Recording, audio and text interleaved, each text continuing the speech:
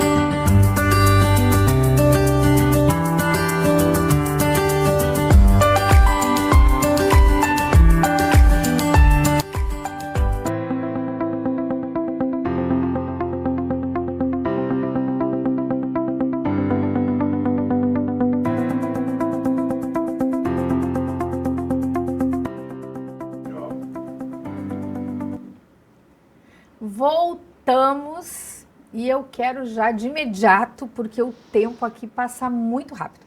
As minhas convidadas às vezes dizem assim: Andréia, é 1h, 55 minutos, eu vou ficar nervosa, o que nós vamos falar? E eu digo, não, passa muito rápido, então vamos de imediato. Eu quero apresentar para você a minha convidada, mas antes eu quero te falar um pouquinho sobre esse título que ela recebeu.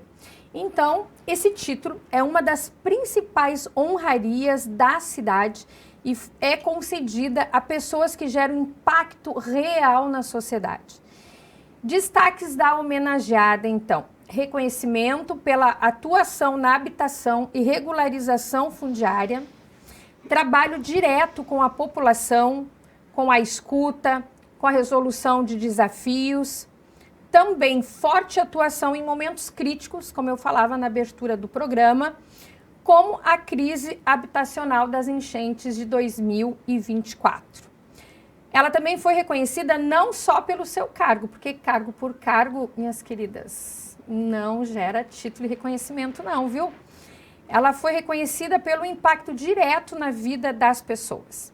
E eu quero falar um pouquinho agora da trajetória dela. Ela que ingressou na Procuradoria do município de Porto Alegre em 2002, atua com o direito à moradia e regularização fundiária, foi secretária adjunta e titular da habitação e ela está procuradora-geral adjunta e também atua na área de regularização urbana, a REURB.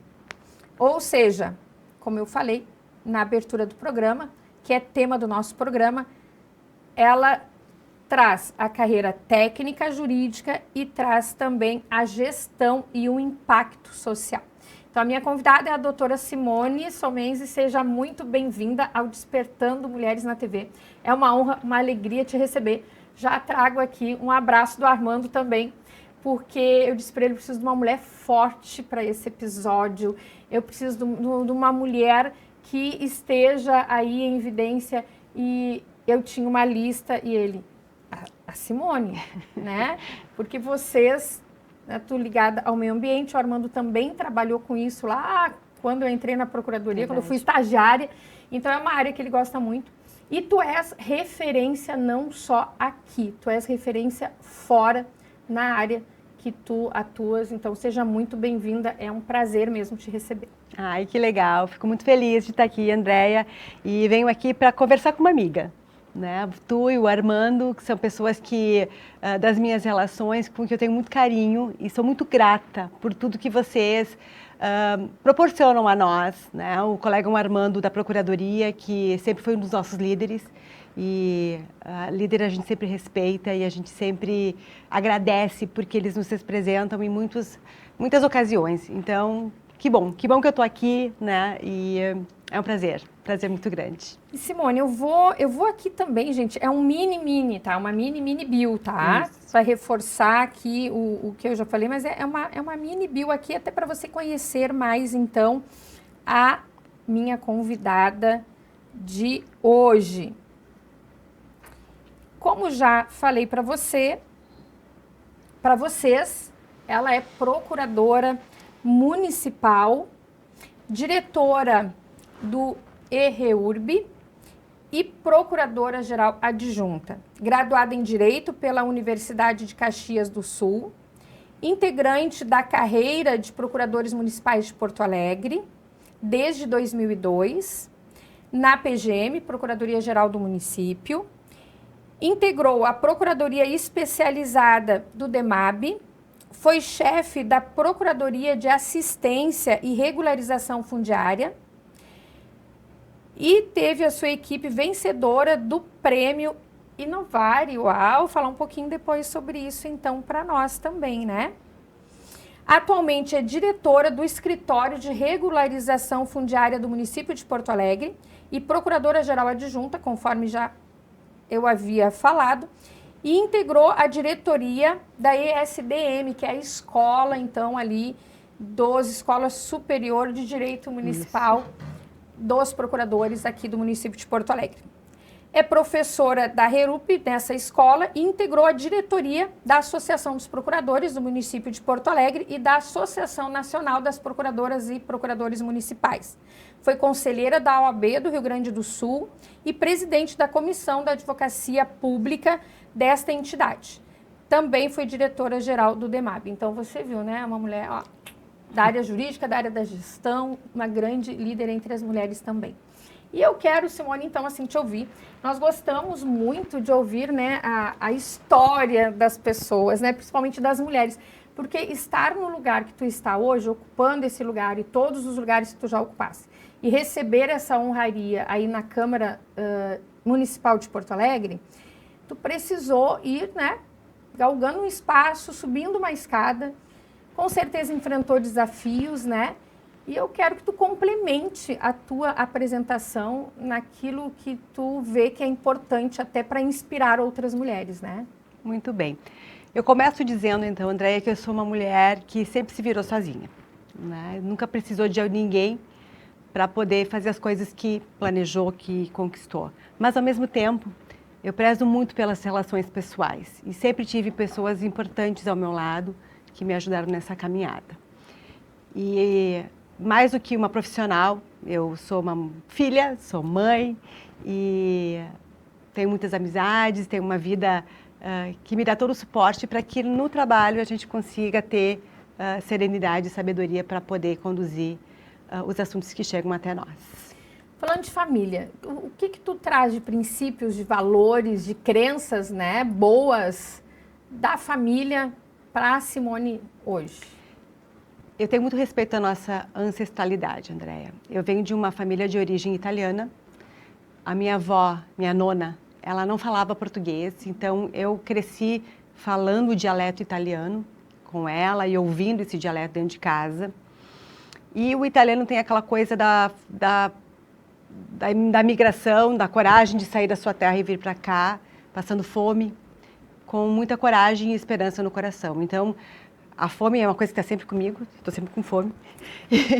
A coragem de fazer as coisas, eu não tenho medo de enfrentar os desafios, né? Eu encaro eles de frente. E a esperança, porque eu acho que no fim a gente, né, tendo um bom coração e tendo vontade que as coisas dê certo, a gente consegue fazer, né, dar a volta, fazer a roda girar. Do meu pai eu trago a força do trabalho e a lealdade com as pessoas. Meu pai é muito leal nas suas relações com todo mundo. E da minha mãe eu trago o compromisso com a educação. Minha mãe é professora e ela foi professora depois de que ela estava na vida adulta, depois de casada, com o incentivo do meu pai, de ela poder se formar, de poder trabalhar. Então a minha mãe foi estudar. Quando eu fui para a escola, ela me levava junto para a escola. E depois, na faculdade, quando eu entrei na faculdade, a minha mãe também foi cursar faculdade. Então, eu sempre tive um exemplo dentro de casa, de que o conhecimento é o que nos dá o suporte para que a gente possa fazer a transformação social. E isso muito presente, muito vivo. A minha mãe se transformou e transformou a vida de quem estava ao seu redor através da educação. Então, é essas duas forças que eu trago comigo. Sabes que tu falou algo bem interessante, né? Tu falaste assim, de origem italiana, toda a força, coragem, esperança, fé que os italianos trouxeram, né? Daí eu fiquei pensando um pouquinho em mim, né? Fioravante, italiano. Também. Só que eu fui fazer o exame, aquele de DNA, né? Que traz toda tua ascendência e tudo mais, e uma série de coisas, né? Fala tudo sobre a tua vida, revela tudo sobre a tua vida. Já fiquei curiosa. É ótimo. E o Armando, português, Domingues. Eu, Pereira Fioravante, né? Tá. Quando eu fiz esse exame de DNA, eu tenho mais de espanhol e português do que de italiano, e o Armando tem mais de italiano do que de português. Que tal? Menina, daí o filho dava risada, porque ele dizia assim, porque eu amo o meu sobrenome, né? E aos 50 anos, a programação nossa era ir para a Itália no ano dos 50 anos, que eu fiz 50 anos, só que foi o ano da enchente. Então, acabou que a gente não foi, enfim. E o Gugu dizia assim, mãe, quer ver como o exame do pai, porque ele fez depois de mim, como o exame do pai, que ele briga contigo, vocês ficam brigando por causa de italiano e português, o pai vai dar mais italiano que tu, porque tu deu mais português. E deu bem isso, né? Só. Mas tu trouxesse isso, eu fiquei pensando, é bem isso, né? O italiano precisou, né, de muita fé, de muita esperança, de muito trabalho, de muita força. E isso vem para nós, né? Vem para nós, é essa ancestralidade que a gente tem que respeitar e tem que saber lidar com ela. Eu cresci ouvindo as histórias da imigração. E um dos momentos que mais me emocionou foi quando eu fui para a Itália e eu tive a oportunidade de visitar um museu lá em Roma da imigração italiana. Então, eu sempre vi a história dos nossos imigrantes para cá e ver eles contando a história de quem saiu me deixou muito emocionada, porque isso é muito forte para quem mora lá em Bento, e eu fiquei em Bento até o final da minha faculdade, eu me formei na Universidade de Caxias, então eu fiquei bastante tempo lá. Agora eu já tenho mais tempo de capital do que interior, mas é muito forte isso em mim, né? Essa questão toda da ancestralidade, da família. O italiano é muito arraigado na família. Então a gente tem isso, né? E de fato, cuidar da minha família, cuidar dos meus, para mim é uma coisa muito cara também. E o comer, né? Que tu disse. O comer, sempre com comida. Gente, eu tô sempre me controlando. E a Magras, que é a nossa parceira patrocinadora aqui, eu vivo na Magras, né? Ela que lute para nos ajudar. Eu aumento o peso depois, né, Reduzo. Inclusive a Magras tem convênio com a Associação dos Procuradores, tem desconto bom. Eu sei que tem desconto bem bom Fui lá, cliente né? lá já estive lá na Magras. Na Magras do Menino Deus lá, né? Dionelo fez, né? O presidente da associação fez o convênio. Eu sei que todo mundo tem desconto, Muito né? bem. E essa questão da comida mesmo é coisa boa, né? Eu amo cozinhar para as pessoas, eu amo cozinhar para mim. E eu sou daquelas pessoas que eu faço a comida e eu como. Eu também, arrumo uma mesa para mim mesma. Olha, é bem bonita, isso mesmo, eu gosto. né? Para mim, o comer sempre foi um momento de prazer, né? O prazer da comida. E também, quando tu traz tudo isso, olhando para a tua trajetória de outras mulheres, né? O quanto verdadeiramente tu usou disso, né? Dessa força, dessa esperança, dessa garra, do trabalho, o quanto tu usou o tempo todo. Porque tu és também uma pioneira nessa área que tu trabalhas. Gente, eu preciso de uma colinha, viu? Se eu não tenho a colinha, a gente passa do tempo. Então, eu preciso da colinha aqui, porque eu tenho umas perguntas para a doutora Simone, para que a gente possa estar conhecendo mais dela, do trabalho dela, da importância, da relevância do trabalho dela enquanto procuradora, enquanto gestora também do município de Porto Alegre. Mas antes, ainda nessa área pessoal, Simone, tu falasse assim, eu sempre fiz tudo, sempre fiz por mim, vou usar essa expressão, né? Sempre fiz por mim, mas também mantendo amizades e relacionamentos. Que desafios tu enfrentaste? Tu estudou em Caxias, era de Bento, veio para a capital, e esses desafios, me fala um desafio que tu enfrentasse e que tu precisou, assim, trazer esses valores de família. Acho que o grande primeiro desafio que a gente tem na nossa vida profissional é o vestibular. Né? De passar no vestibular, na minha época era algo muito disputado. E, por incrível que pareça, quando eu fui cursar vestibular, eu ainda não tinha uma convicção daquilo muito que eu queria. Eu sempre gostei muito de esportes, sempre fui muito competitiva, então a competição do esporte era algo que sempre me envolveu, então eu participava de tudo que era time do colégio, estava sempre envolvida e até hoje, né, gosto de praticar esporte. Então, eu tinha um lado que ia muito para essa questão do cuidar do corpo, do físico. Ao mesmo tempo, tinha meu lado intelectual muito forte também. Eu sempre tive uma facilidade de aprender as coisas e eu achava que isso era importante em mim, que eu tinha que usar, né, esse atributo que Deus me deu, né, de conseguir, enfim, focar nas coisas e saber e ter facilidade para aprender. Então, eu ficava entre algo mais intelectual e algo mais relacionado ao esporte. No fim, acabei no direito, mas foi complicado para mim aquele momento vestibular, porque eu fiz vestibular para medicina no começo e não consegui passar. Quando eu desisti da medicina, eu passei na faculdade de Direito com a média de medicina. Olha só. Então, é uma coisa meio estranha assim, mas enfim. No Direito, eu acabei me identificando muito, gostei muito da faculdade, e aí a coisa deslanchou de uma maneira muito natural. Né? Logo no começo, eu fui trabalhar no escritório de advocacia, lá em Bento, trabalhei durante toda a minha faculdade, e lá cresceu aquele amor pela advocacia mesmo. Dentro do direito, a gente pode fazer várias coisas, mas eu gostava daquela função de advogar, de defender. Então, eu digo, não, eu vou ser advogada.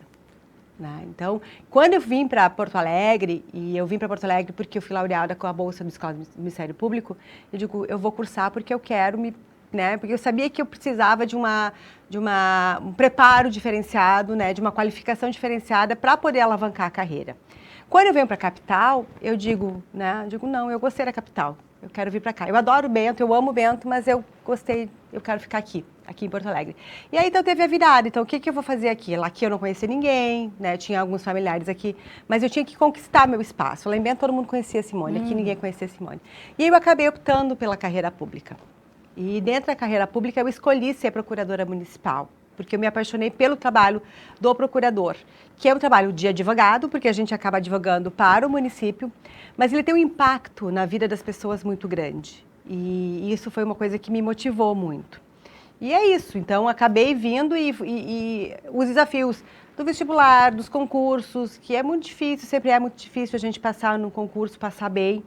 E eu consegui fazer com que isso acontecesse. Então, eu fui em primeiro lugar no vestibular, eu fui em primeiro lugar no meu concurso. Né? Então, a questão do primeiro acabou nascendo em mim por causa dessa determinação e dessa força de vontade e desse dom natural meu, que é de conseguir, né, a captar bem as coisas de uma maneira muito rápida. Então, eu usei esses atributos ao meu favor e as coisas foram acontecendo. tu gosta de cuidar de pessoas, né? Gosto de cuidar de pessoas. Estou vendo isso, porque queria fazer medicina. Medicina é o quê? Cuidar das direto das pessoas, das dores das pessoas. O direito no município, né? Vocês, como procuradores, que nem tu disse, é advogado do município, né? Mantém e age ali de forma a viabilizar o que o prefeito, os secretários querem fazer dentro da legalidade, enfim. Mas o que é isso? É cuidar da cidade? É cuidar da cidade, cuidar das Cuidar pessoas da que cidade. moram nela. Exatamente. Olha só, gente, olha só, o que o procurador municipal faz, né? Por exemplo, lá na sua rua, no seu bairro, você tem uma demanda que é um posto de saúde, vai passar pelas mãos do procurador. Vai. Você quer uma creche, vai passar pelas mãos do procurador. O material que chega nas escolas municipais vai passar pela mão do procurador.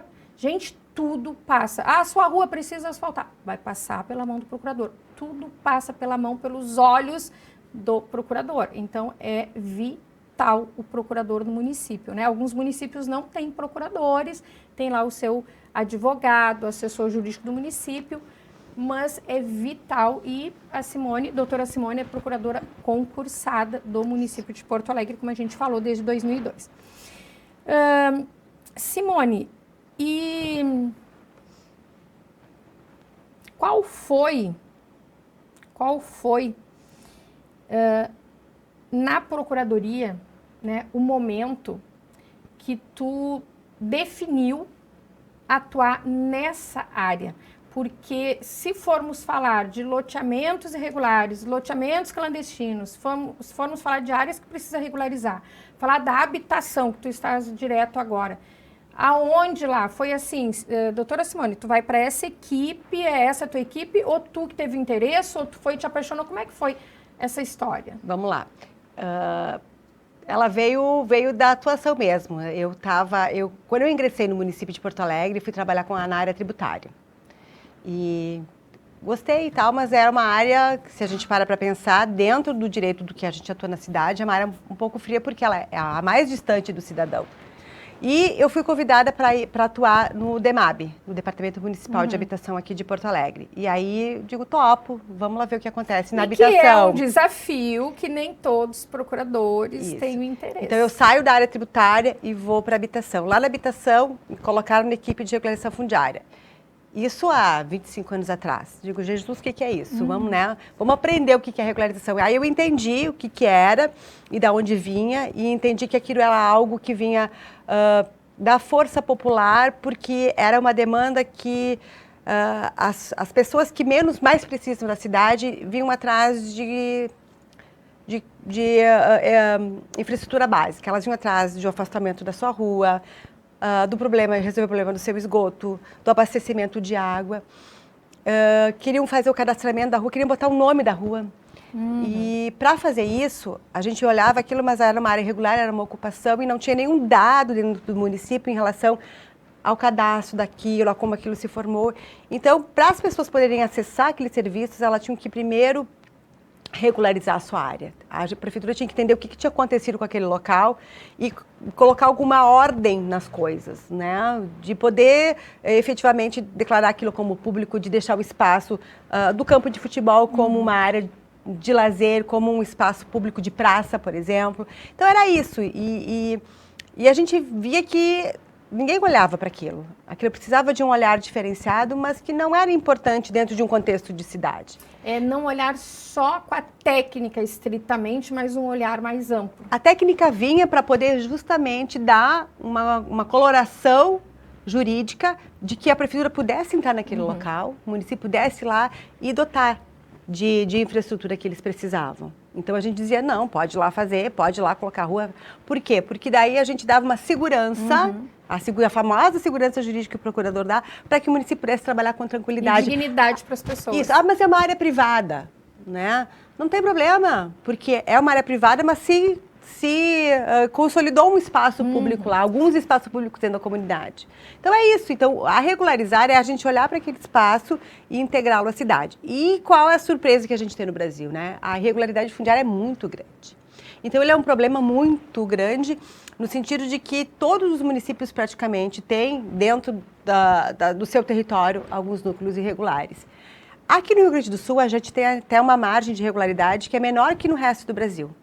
Então, isso não é um problema de Brasil, de Rio Grande do Sul, é um problema de Brasil. Aliás, não é nem problema de Brasil, isso é um problema da América Latina, essa questão toda de irregularidade. Então, existem mecanismos internacionais que trabalham esses temas, né? Dentro da ONU tem um setor específico de habitação que trabalha também os temas de como a gente fomentar. A Índia tem um problema sério de pessoas que moram em situações muito precárias. Enfim, quando a gente vai olhando países do terceiro mundo, porque infelizmente a irregularidade está associada à pobreza, então a gente consegue, enxerga essas situações e ao enxergar essas situações a gente tem que pensar como é que a gente lida com isso dentro de uma cidade. Porque a gente tem toda uma cidade organizada, planejada, né, tem um plano diretor que diz como é que as coisas vão funcionar, mas para a cidade irregular não tem regra, não havia regra. Sim. Então a gente tinha que trazer aquela cidade que ninguém enxerga para dentro da cidade formal e a partir disso trazer mais...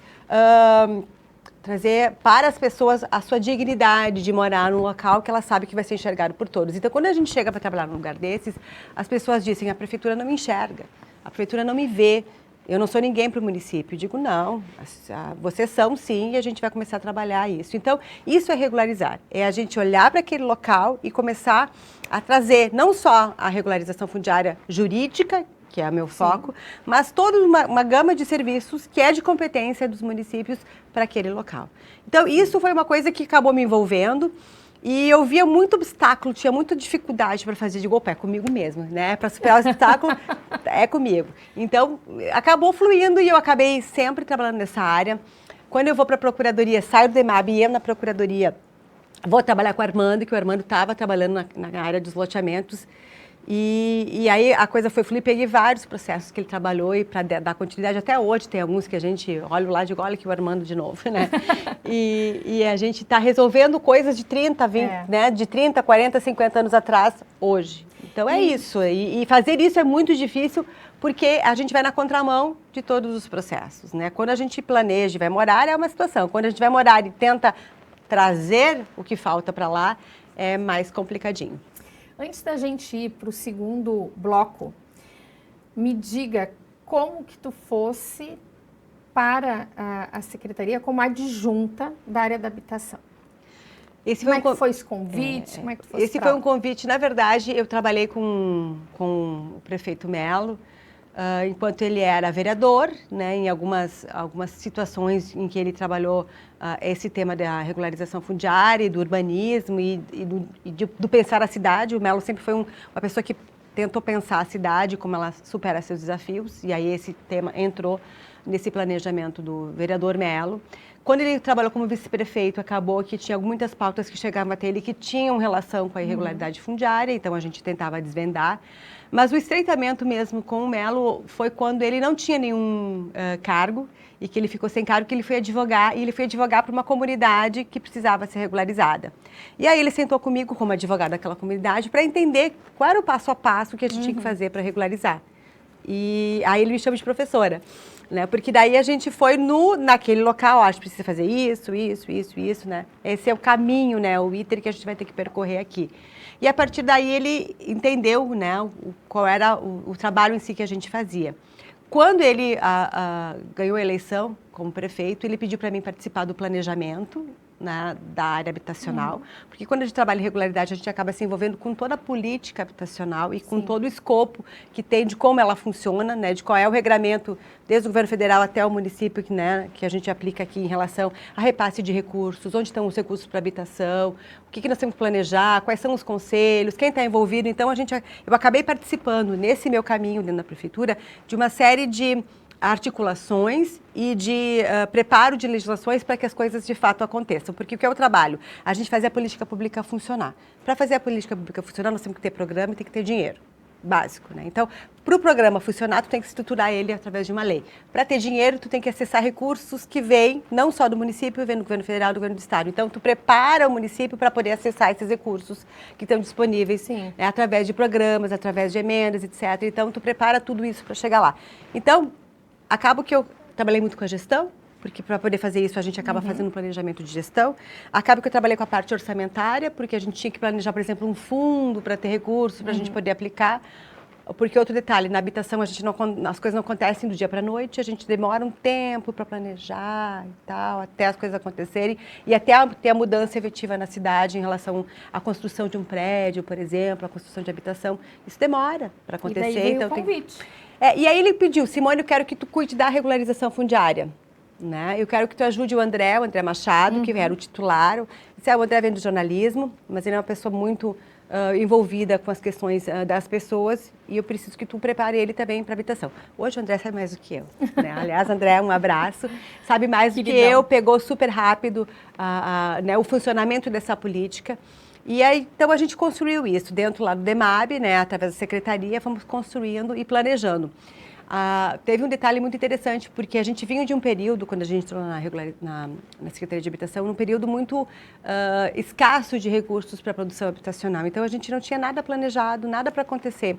Então, a gente acabou muito fazendo todo um planejamento, uma captação, todo um preparo para que as coisas acontecessem. Então, eu saio do DEMAB no final de 2024, sem a gente ter executado grandes obras. Mas agora já tem um monte de coisa acontecendo na cidade por conta daquele planejamento que a gente fez. E para mim isso é ótimo. Preparando o alicerce. Porque esse é o meu trabalho. Preparando o alicerce. O meu trabalho é justamente de poder dar o suporte para que a gestão, para que o governante faça a execução do seu planejamento. Então, eu estou na linha de trás, estou sempre por trás, mas diretamente trabalhando com essas questões todas. Né? Gente, nós vamos para um intervalo. E olha o que é interessante para você, minha amiga, meu amigo, que é de Porto Alegre, que é do Rio Grande do Sul, que é fora do estado, porque o sistema funciona assim. Às vezes nós queremos o problema da rua, o problema da lâmpada que quebraram, que está sem iluminação pública, o problema do asfalto, o problema do esgoto, o problema da creche. Às vezes nós queremos que seja resolvido para ontem. Você está aqui ouvindo, assistindo uma procuradora que é super competente, capacitada, que lida com essas demandas diretamente há muito tempo. E você está vendo, né? Ela mesma está dizendo, olha, às vezes é bem demorado. Por quê? Não é que falte a vontade política, porque eu sei que nesse corpo aqui impera uma vontade política de estar resolvendo tudo, viu? Mas não é que seja também burocracia por burocracia, mas precisam de vários passos, né? Envolve o Estado, envolve a União. Mas nós já vamos para o intervalo, compartilhe o link aí, nós já vamos para o intervalo e também para ouvirmos a doutora Márcia Prevedelo, que é esse nosso quadro de informação e orientação jurídica para estar entregando mais para você. Então, vai compartilhando o link, permaneça aí, já voltamos. Muito bem.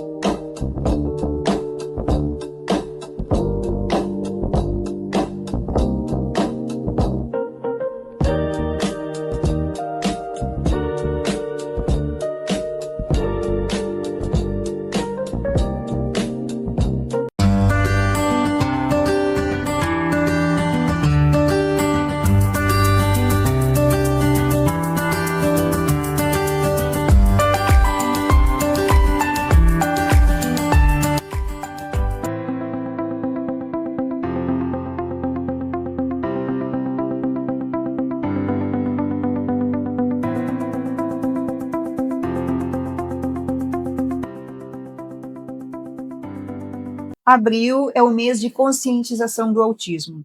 E junto com a conscientização existe uma realidade que muitas famílias vivem todos os dias e que nem sempre é vista. A rotina de quem cuida de uma criança ou de uma pessoa com autismo não é simples. Ela exige tempo, presença, adaptação e muitas vezes renúncia. Em muitos casos, mães, principalmente mães, precisam reduzir ou até abrir mão do trabalho para cuidar. e isso impacta diretamente a renda da família. Eu sou Márcia Prevedello, advogada especializada em direito previdenciário. É aqui que entra um ponto importante que muita gente ainda desconhece. Existe um benefício chamado BPC, Benefício de Prestação Continuada, garantido pela assistência social. Ele pode ser concedido para pessoas com deficiência, incluindo pessoas com autismo, quando há dificuldade de sustento. Mas é importante entender, não é o diagnóstico por si só que garante o benefício. O que será analisado é o grau de limitação na vida da pessoa, a capacidade de viver de forma independente e a situação econômica da família. Além disso, existe uma avaliação social e uma perícia médica. E é justamente nesse processo que muitas famílias encontram dificuldade. Porque quem está vivendo essa rotina intensa nem sempre consegue organizar documentos, entender critérios ou até mesmo saber por onde começar. E o resultado disso, muitas vezes, são pedidos negados. Não porque não existe direito, mas porque ele não foi apresentado da forma correta. O sistema não analisa histórias. Ele analisa documentos, laudos, atestados, informações estruturadas. E transformar uma realidade legítima em um processo bem construído faz toda a diferença. Se você vive essa realidade, saiba, você não precisa passar por isso sem orientação.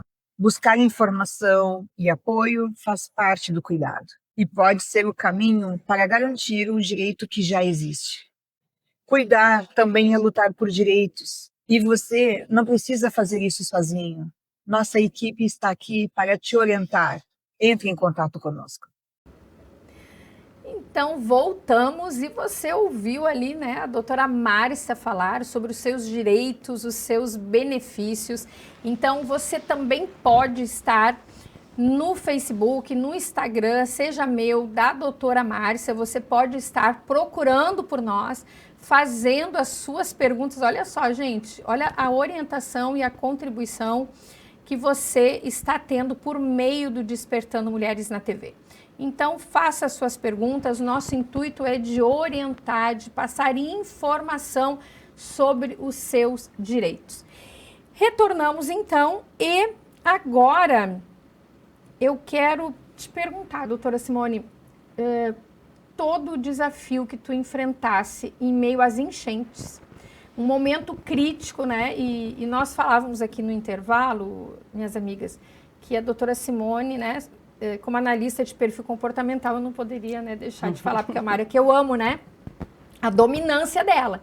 Então, no momento crítico desses, ter uma pessoa com todo conhecimento técnico e ainda com perfil dominante faz toda a diferença. Nós precisamos de todos os perfis, nós precisamos daquele que é mais comunicativo, daquele que é mais planejador, daquele que é mais analítico, nós precisamos de todos, mas precisamos em momentos de crise, em momentos críticos, sim, de uma pessoa que tem essa determinação e que vai estar buscando os outros, né, colaboradores, parceiros que tenham os outros perfis. Conta um pouquinho para nós, porque foi um grande desafio, né, doutora Simone? Foi sim, porque naquele momento eu tinha preparado para assumir a direção do DEMAB e da Secretaria para uma transição para o próximo governo. Então, era para ser um período de fechamento daquilo que já tinha sido planejado nos últimos 4 anos. Fazer a entrega. Uma entrega, né? Uma entrega tranquila, né? Uma passagem de bastão para quem viesse nos próximos 4 anos, né? Seja lá quem fosse que ganhasse a eleição naquele momento. E aí acontece a enchente. Então, não foi nada tranquilo, muito pelo contrário, a gente teve que se reinventar.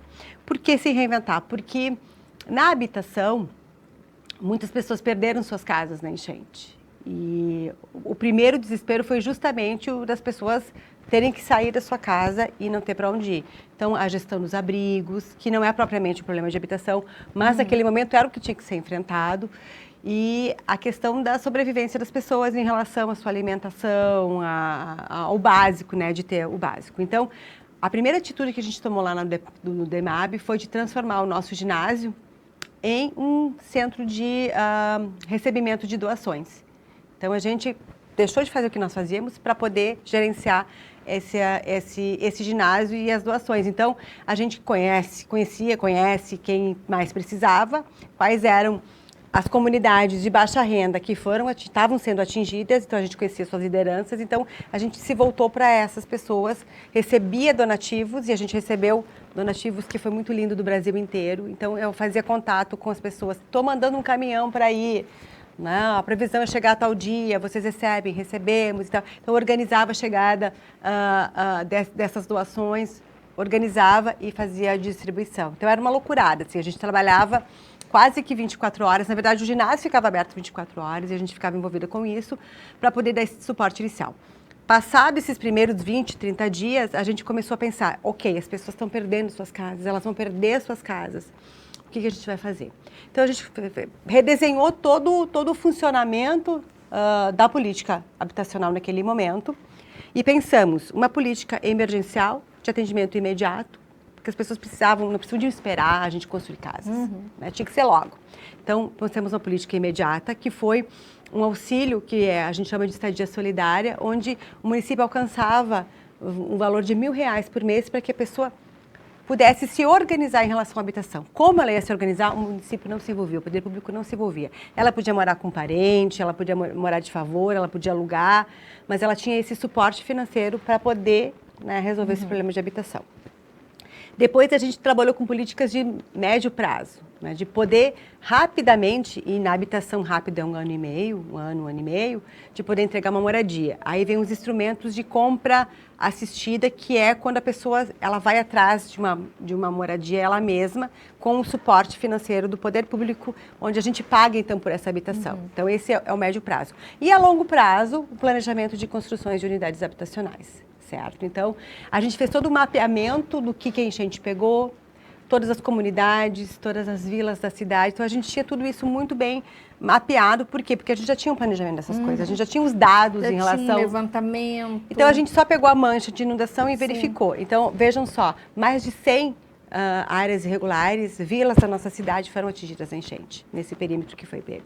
Então, a gente trabalhou com essas comunidades e começou a fazer esse planejamento. Então, todo mundo dentro do DEMAB, todos os servidores tiveram que fazer coisas diferentes do que faziam antes. E esse foi o desafio. O desafio foi justamente de a gente poder, então, reorganizar as pessoas e o modo de trabalhar para poder dar conta desse serviço. E a gente fez isso até o final do ano e segue fazendo até hoje. Eu saí do DEMAB, mas o DEMAB segue atuando nessas políticas que a gente planejou lá. Porque, como eu disse para vocês, ao falar de habitação, a gente não resolve as coisas a curto prazo. E outro detalhe importante, que esse foi justamente a cobrança que a gente sofreu e foi o que para mim mais me doeu. Porque as pessoas tinham pressa. As pessoas queriam resolver e eu não tinha nem como dizer que ia demorar. Se eu dissesse que ia demorar, as pessoas iam entrar em pânico, porque era um sentimento de esvaziamento que cada um sentia, que se tu dissesse que ia demorar um pouquinho, elas iam entrar em pânico, porque elas já estavam apavoradas. Então, tu não podia dizer que ia demorar, mas a gente sabia que ia demorar. Então, as pessoas nos rotularam de incompetentes, de despreparados, né? E a gente ouviu muito impropério por conta desse sentimento que atuava. E a gente teve que seguir firme, sabendo que a gente estava seguindo o planejamento, que nós íamos dar conta, que as pessoas iam ser atendidas, mas não no tempo que elas estavam esperando que a gente atendesse. Isso machuca, né? Machuca, porque, foi difícil. Porque uma coisa é eu pegar o meu dinheiro e comprar um imóvel, comprar um terreno, um serviço, seja o que for. O dinheiro é meu, particular. Outra coisa é o município. Isso. Tem que prestar contas, tem que dar satisfação, tem que fazer licitação na maioria das vezes, ou seja... Tem que buscar o dinheiro, porque às vezes ele não está aqui disponível. Tem que buscar e daí dinheiro. É muita informação na imprensa também que não é verídica, e daí diz que vai liberar o dinheiro, acha que já liberou, daí vai com o pé no pescoço do prefeito, do secretário, do procurador, enfim. Isso, minhas amigas e amigos, é um grande desafio. Eu não sou política de cargo eletivo, mas sempre vivi dentro da política. E eu sei o quanto em todas as áreas. Eu digo que tem os bons e os menos bons, mas nós estamos falando aqui dos bons que atuaram e que trabalharam nesse desafio no Rio Grande do Sul. E que muita coisa não foi feita, não por falta de vontade, mas porque precisa passar por uma série de etapas e precisa de recurso. E foi muita gente que ficou nessa situação. Doutora Simone, conta para nós algo que te marcou, seja nas entregas que vocês fazem, de entregar a escritura pública para a pessoa, né? Entregar na mão dela, é propriedade tua, agora isso aqui é teu, tu és proprietário, tu tens um endereço, né? Ou nesse período aí das enchentes, né? Nessa tua passagem aí da gestão, uma história que te impactou. Eu primeiro queria contar para vocês, em relação à enchente, que um grande aprendizado que a gente tirou de tudo isso foi de a gente conseguir trabalhar com relações extra-órgãos, né? A gente conversava com muita gente o tempo inteiro para poder fazer as articulações e fazer as coisas funcionarem. Então, a gente teve muita ajuda do governo federal, sim. A gente teve muita ajuda do governo do estado. A gente teve muita ajuda de entidades, de ONGs e de pessoas que estavam querendo poder fazer uma prestação de serviço. Então, essa articulação, ela aconteceu o tempo inteiro. E eu sempre digo que ninguém faz nada sozinho, por isso que eu comecei falando isso, porque a gente aprende que a gente vai construindo pontes para que as coisas aconteçam e poder atender quem mais precisa. E aproveitando esse teu gancho, né, o quanto às vezes nós, independente de ser no privado ou no público, ficamos dentro do nosso quadradinho, dentro da nossa caixinha, não nos comunicamos, né, porque daqui a pouco... Claro, a Secretaria da Educação, da Saúde e da Assistência ainda se comunicam, até, né, por algumas políticas ou programas do governo federal. Mas o quanto, às vezes, não há uma comunicação tão direta e o quanto se experimentou isso, e tu falando aí do resultado, da importância. E na Procuradoria isso também acontecia, porque quando a gente trabalha com a cidade, com as coisas que acontecem dentro da cidade, a gente não resolve as coisas sozinhas. O jurídico não resolve nada, o jurídico orienta. Então, para poder efetivamente ter um resultado prático, efetivo, a gente tem que conversar com todo mundo o tempo todo. E esse é um grande aprendizado que eu tiro da minha profissão, de poder fazer essas relações e poder estar buscando os parceiros para trabalhar. E quando eu falo parceiros na área do direito e na área de regularização, eu falo Ministério Público, eu falo Defensoria, falo Judiciário, certo? E um monte de gente que tem que trabalhar conosco para que as coisas efetivamente aconteçam.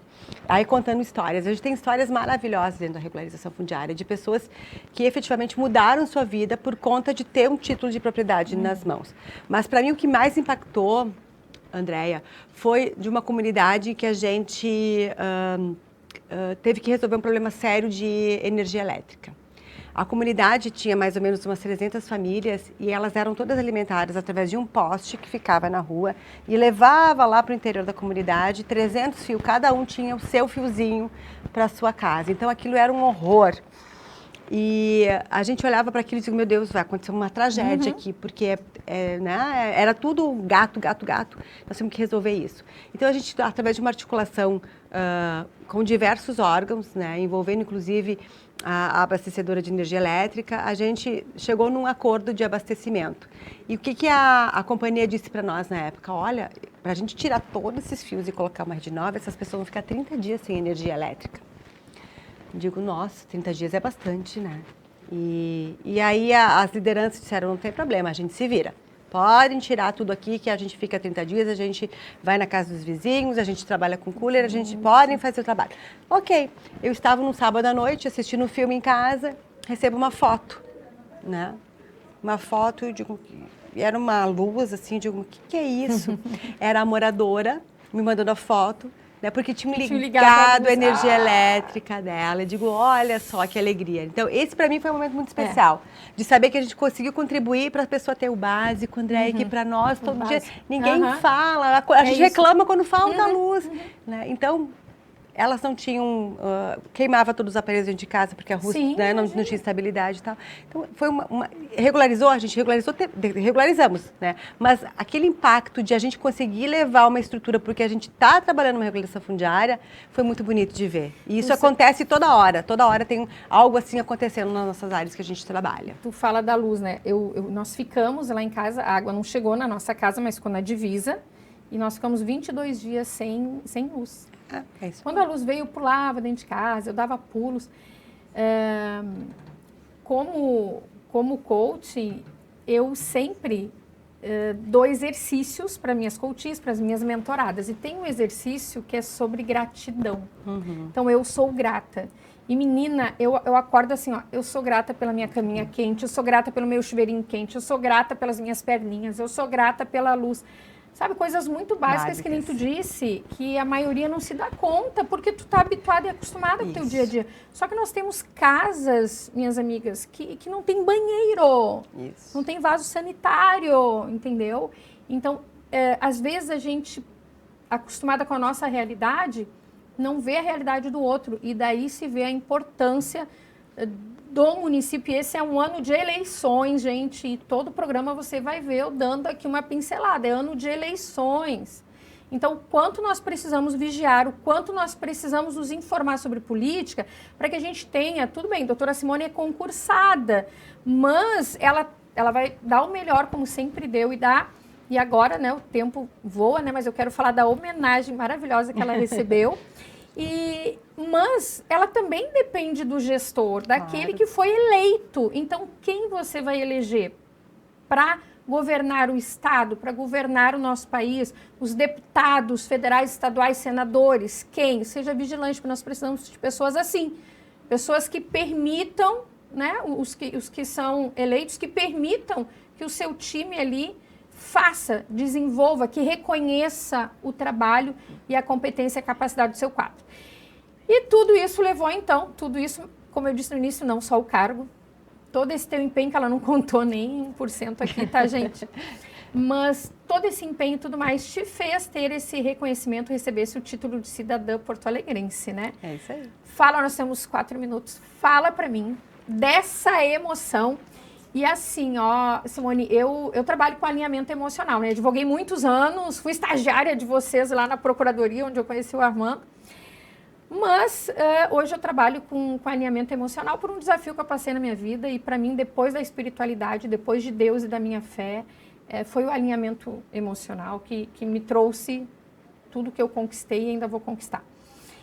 E eu te ouvindo e tudo mais, só com muito alinhamento emocional. Então, quero que tu me pergunta, quero fazer essa pergunta, né? Para ti é importante esse alinhamento emocional para que tu tivesse te desenvolvido, conquistado o que tu já conquistou, que tu pudesse ter enfrentado tudo.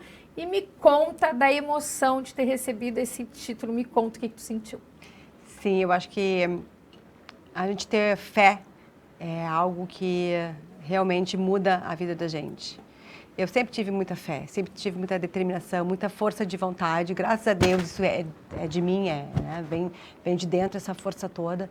E isso sempre me motivou. Então, perante os desafios, sempre que me vem em mente é como é que eu resolvo isso?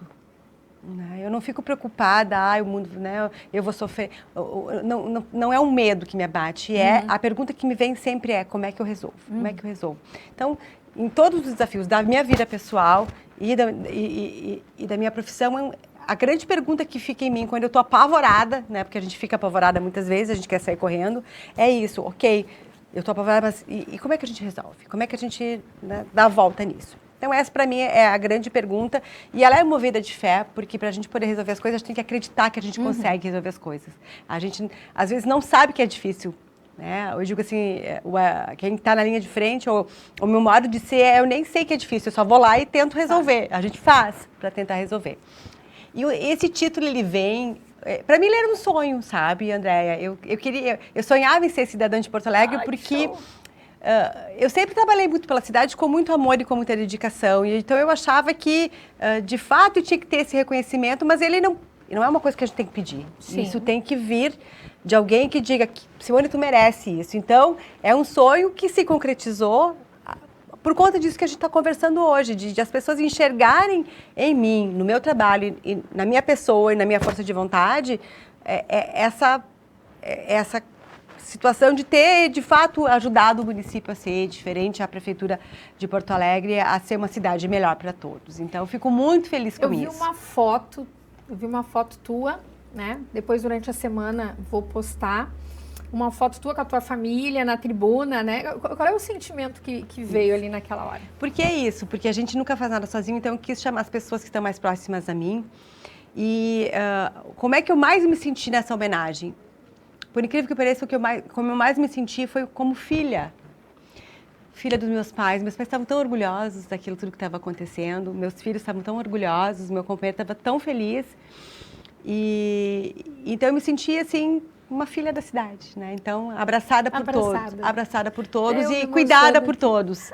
Cuidada por todos. Então foi um momento de muita felicidade para mim, de um sonho conquistado e de ter pessoas que realmente gostavam de mim, que estavam lá e que eram gratas por aquilo que eu fiz por elas e que eu não fiz sozinha. E, né, tem toda uma equipe de trabalho comigo. Aliás, as pessoas que trabalham na regularização, na procuradoria, são parceiros incansáveis. Trabalho com pessoas maravilhosas, inteligentes, incríveis e que sempre, né, fizeram parte de um grande time. Então, é isso. Eu sou muito grata por por isso tudo que acontece comigo, por essa atração que a gente tem nas coisas, né? A gente atrai as forças que a gente precisa para mover e para fazer as coisas acontecerem. Então, quem estava lá no dia 9, que foi lá me dar um abraço, ou quem me mandou mensagem, quem me encontrou depois e disse, Simone, fiquei tão feliz por ter recebido esse prêmio. Então, tudo isso, toda essa rede que se formou, eu ainda estou em êxtase. Ainda estou em êxtase em relação a isso e fica um sentimento de que eu não posso parar por aí. Que a gente valeu a pena. Valeu a pena, mas não é só isso. Não pode parar. Não pode parar, a gente tem que continuar fazendo. Foi mais um gás para ti, né? É um gás, com certeza é um gás. Para Influente foi um gás, né? Bom, nosso tempo aqui encerrando, né? Mas para Influente foi um gás, como se tivesse zerado tudo e agora pronta para super, hiper novos desafios, né? Então, assim, doutora Simone, meus parabéns mais uma vez. Obrigada. Uma alegria para mim no Despertando Mulheres, que é um espaço de voz para as mulheres, um espaço de informação, um espaço onde eu proponho o fortalecimento. Eu não falo de empoderamento feminino, mas eu falo de fortalecimento, porque quando a mulher se empodera, parece que ela quer ser independente, sem ninguém. E quando ela se fortalece, ela é forte para poder trazer outros. E é o que tu, desde o início até o final, falasse, a importância de ter outros, né, junto. Então, meus parabéns. Obrigada. Parabéns pela tua trajetória, por toda a tua força, por toda a tua garra. Parabéns aos teus pais, aos teus filhos, teu companheiro. Um grande beijo para eles. E ficamos aqui, teria muito mais para falar, mas eu já passei aqui um tempinho. E eu quero agradecer você, a sua audiência. Compartilhe o link com mais pessoas para quem não assistiu ao vivo poder estar assistindo aí ao longo dos dias e da semana. Deus abençoe e até a próxima segunda-feira às 21 horas pela RS Play TV, canal 524 da Claro TV, com Despertando Mulheres na TV, com Andréia Fioravante. Despertando mulheres com brilho no olhar. Para o sucesso, a força vai encontrar. Por meio do autoconhecimento e saber, a clareza surge, a vida começa a florescer. Felicidade em família, porto seguro.